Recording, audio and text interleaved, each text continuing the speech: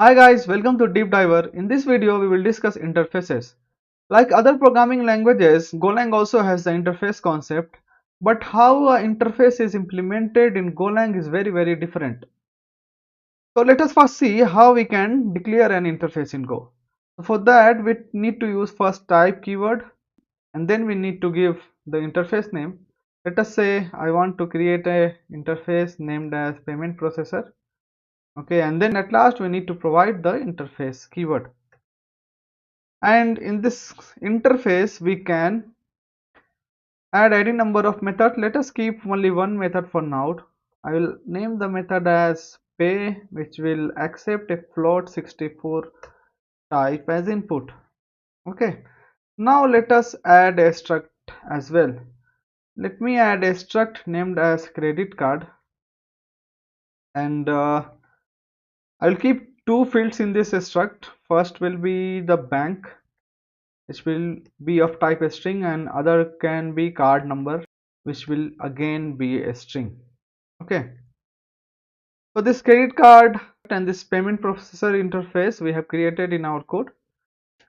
Before going further, let me add a statement in this main function which will basically tell us whether this credit card implements this payment processor interface or not. Okay, so I will use the statement where underscore payment processor equal to credit card. Okay, I will add the bank name as, let us say, HDFC, and then the card number as anything random. Okay, so here I have used this underscore identifier, which we generally use when we want to discard a value. So here we just want to check whether this credit card implements this payment processor interface or not.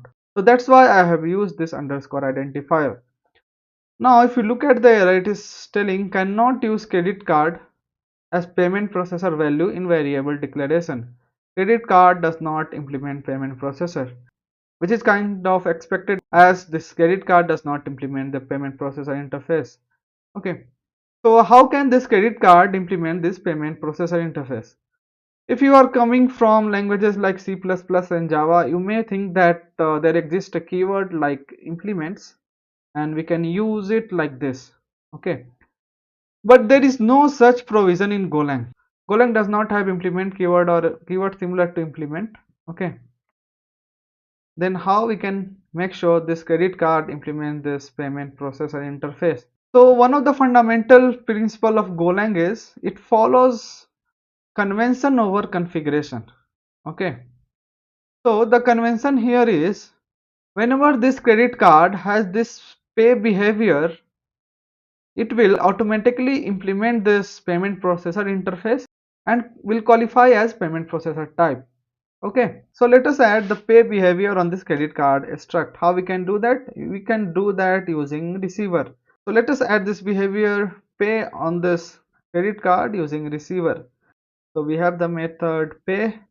It takes float 64 as input, and here we will add a print statement. So let us add something like this: fmt.printf payment processed using percentage. So this first one is bank name, credit card, then percentage which is card number, and at last percentage which corresponds to amount. Okay, so now you can see the error is now gone.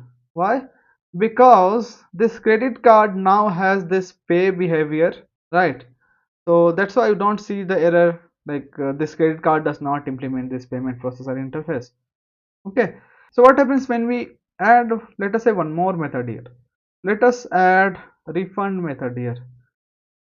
In this refund method, let us have the payment ID as input. Okay, so I have added this new method refund in this interface, and you will see the error has started coming again. What is the error? Credit card does not implement payment processor method refund, right? So we need to add this behavior refund as well on this credit card.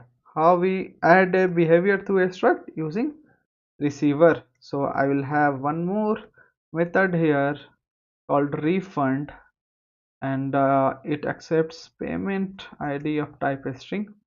Let us add a message here as well. A refund processed using credit card for payment ID. Okay, now you see the error is again gone now. Now to run this code, let us do one thing, replace this underscore with a variable name. Let us add the variable name as processor. Okay, and now using this processor we can call the behavior on this credit card. So let us say first we call the pay method with the value 5000, and then we also call this refund method. Let us say we'll give some random payment ID. Okay, if I run this code using go run command, go run interfaces dot go, you will see the output here, payment processed using HDFC credit card, number is this for 5000. Okay, similarly for processor dot refund, we are getting refund processed using credit card for ID 12345. Okay, so this is how you implement an interface in Golang. Now let us move forward, and I will add, let us say, one more struct here. This time I will add a struct named UPI. Okay, and here also we will maintain two fields here. One, let us say bank, and another is let us say UPI ID. Now let us add the same statement which we have used earlier, where underscore payment processor is equal to UPI. Okay, and we will give the two fields its value here. The first is bank. Let us say this time we'll give the value as ICICI, and other is UPI ID. Let us give any random value here, XYZ at YBL. Okay, so you will see it is giving error. This UPI does not implement payment processor. Okay, so let us add these two behaviors, pay and refund, on this UPI as well.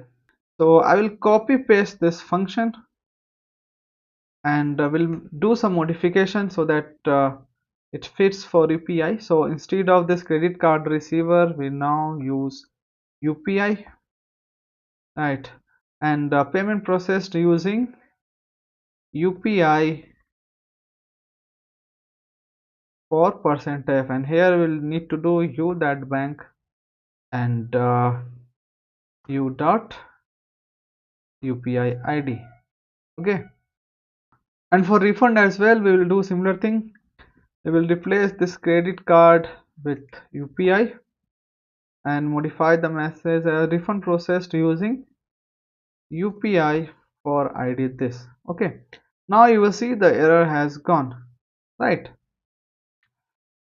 So now let me do one thing. We will use the same processor variable which we have created and assign the UPI here. Okay, so processor equal to UPI, and now on this processor we will call this pay method, let us say with 10,000, and we'll also call this refund method with let us put some random ID here. Okay, so what changes we have done, we have added one more struct, and we have added both the behavior defined in the interface as well, so which basically means UPI now also implements the payment processor interface. And in main we are first assigning this credit card value to this processor and then calling the method pay and refund, and after that we are assigning this UPI to this processor and then we are calling pay and refund as well. Okay, so let me run this code. I will clear this, and if I run this code, you can see for this first two, the methods corresponding to credit card will be called this one, pay and refund, right? So it is giving output payment processed using HDFC credit card number this for 5000, refund processed using credit card for ID 12345, right? And for these two calls you will see the output on these last two lines. So payment processed using ICICI UPI XYZ at the rate YBL for 10,000, and then refund processed using UPI for ID whatever we have provided here. Okay, I hope all this makes sense and now you understand how to implement interfaces in Golang.